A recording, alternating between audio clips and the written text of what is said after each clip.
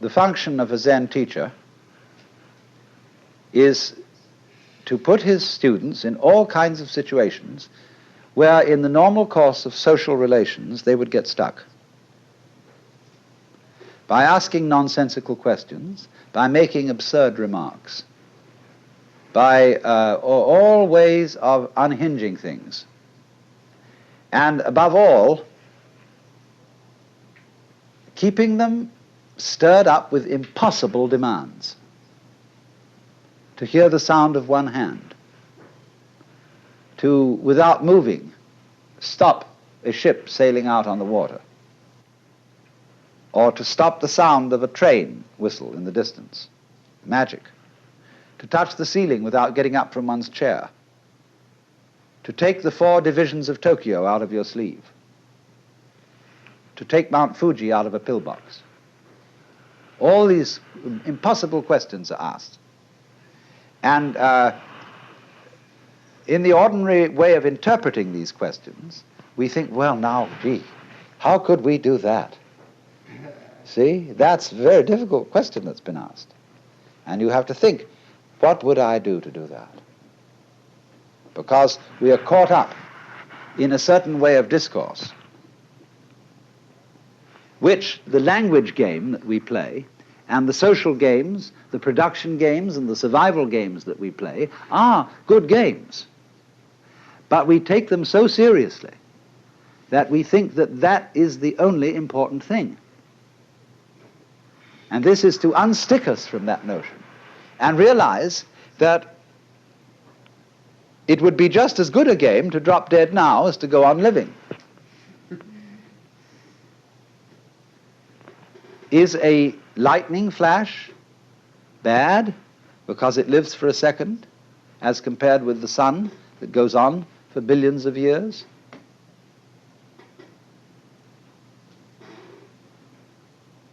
You can't make that sort of comparison, because a world of lightning goes also with a world where there's a sun, and vice versa. So long-lived creatures and short-lived creatures go together. That's the meaning of that saying. Flowering branches grow naturally, some short, some long. So this then is a scene in a Zen community where spontaneous behavior is encouraged within certain limits. And as the student becomes more and more used to it, those limits are expanded until eventually he can be trusted to go out on the street and behave like a true Zen character and get by perfectly well. You know what occasionally happens on the street when 2 people are walking down the sidewalk straight at each other, and they both decide to move to the right together, and then to the left together, and they somehow get stuck, and they can't pass each other. Zen teachers will pull just exactly that sort of stunt when going down a path and meet one of their students, to see if they can get him in a tangle, and can he escape from it. And you will find in everyday life that there is a very clear distinction between people who always seem to be self-possessed and people who are dithering and nervous and don't quite know how to react in any given situation, always getting embarrassed because they have their life too strongly programmed. You said, I mean, this is a common marriage argument. You said you would do such and such a thing at such and such a time, and now you've changed your plans. Not that the change of plans really caused any inconvenience, but just the feeling that when you say you will do something at a certain time, you ought to do it at that time, come hell or high water. Well, that's being very unadaptable. That's being a stone kind of sticky thing. If it, after all, doesn't matter when we do it, and somebody is offended because the time has been changed, that's simply because they are attached to punctuality as a fetish. And this is one of the great problems. This causes many automobile accidents. Men rushing home to be on time for dinner when they stayed late either working or they had to stop for a drink at some bar, or When the girl feels that she has to, if she has a fussy husband and she feels she has to have the dinner ready at exactly a certain moment, she ruins the cooking. He'd rather have a faithful wife and a bad cook. I hope I'm not treading on any toes.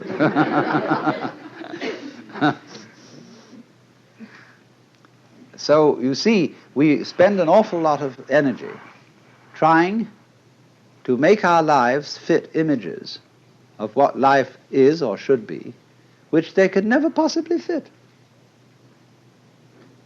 So, Zen practice is in getting rid of these images.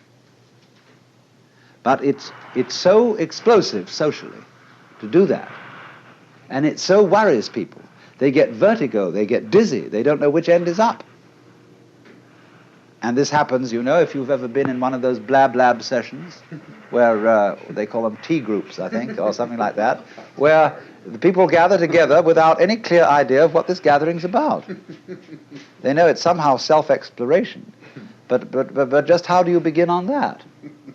And so somebody starts to push his idea, and then somebody else says, well, why are you trying to push your idea on us?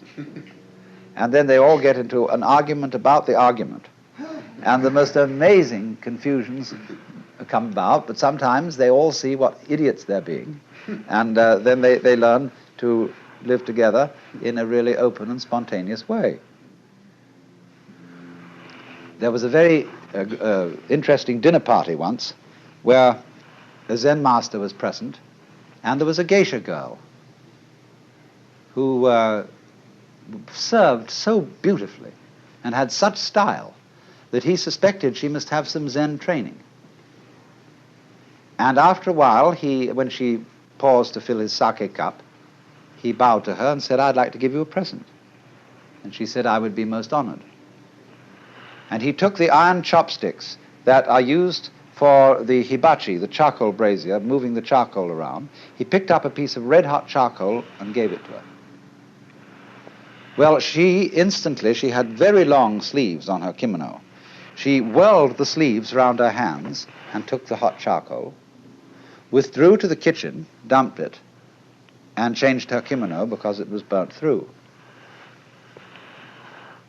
Then she came back into the room, and after a suitable interval, she stopped before the Zen master and bowed to him and said, I would like to give you, sir, a present. And he said, I would be very much honored. Of course, he was wearing a kimono, something like this. And so she picked up a piece of coal and offered it to him. He immediately produced a cigarette and said, thank you, that's just what I needed.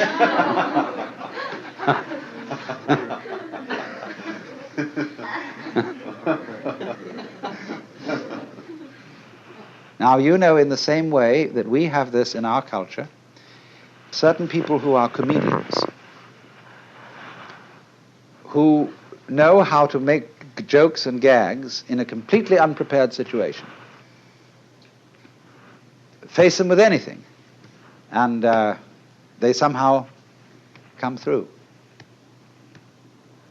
So that is exactly the same thing in a special domain as Zen. Only a master of Zen does this in every life situation. But the important thing is to be able to do this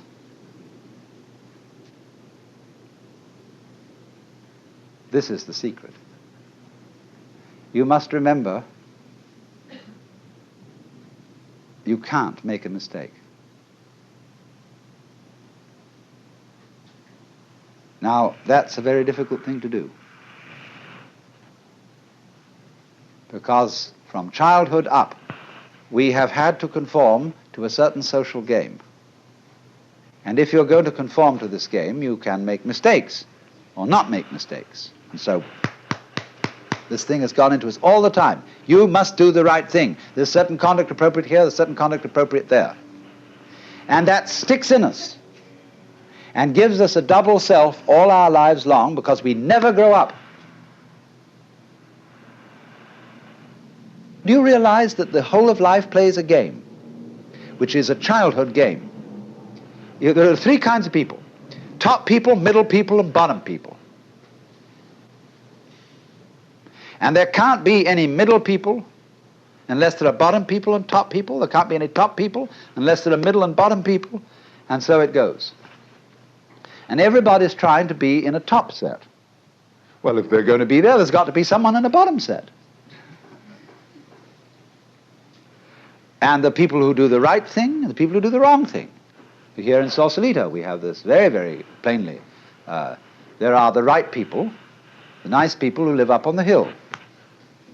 Then there are the nasty people who live down here on the waterfront, and they grow beards, and they wear blue jeans, and they smoke marijuana, and whereas the other people on the top of the hill drive Cadillacs and have wall-to-wall carpeting and nicely mowed lawns, and their particular kind of poison is alcohol. Now, the people who live on the top of the hill know that they're nice people. But they wouldn't know they were nice people unless they had some nasty people to compare themselves with. Every in-group requires an out-group, whereas the nasty people think they are the real far-out people, whereas those people, those hillbillies, are squares. And they wouldn't be able to feel far out unless there were squares. See? These things simply go together.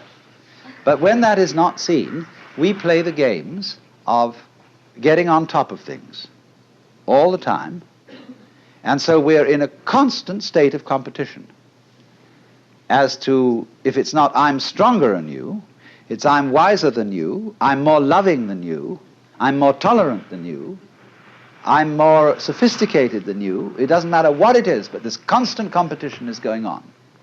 In terms of that competition, we can, of course, lose place and in that sense make mistakes.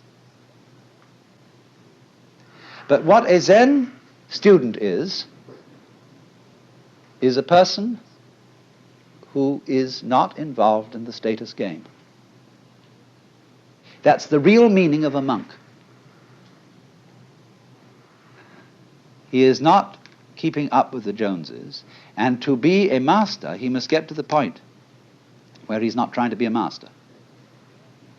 The whole idea of your being better than anybody else simply doesn't make any sense at all. It is totally meaningless.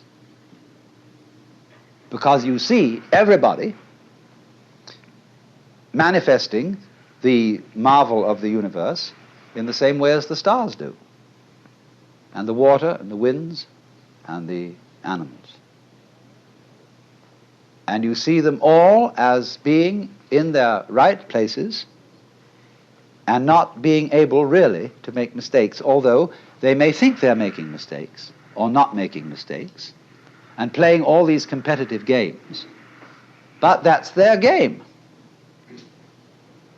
Now, I only say, if that game begins to bore you and it begins to trouble you and give you ulcers and all kinds of things, then you raise the problem of getting out of it. And therefore you start to become interested in things like Zen. That is simply a symptom of your growing in a certain direction, where you are tired of playing a certain kind of game. You are as naturally flowing in another direction as if a tree were putting out a new branch. So because you say, oh well, we people are interested in higher things, you see, that depends still on the differentiation of rank between the superior and the inferior people. But when you begin to see through that and grow out of that, you don't think anymore of this superior and inferior classification. You don't think we are spiritual people who attend to higher things as distinct from these morons who are only interested in beer and television. This is simply our particular form of life. Like there are crabs, and there are spiders, and there are sharks, and there are sparrows, and so on.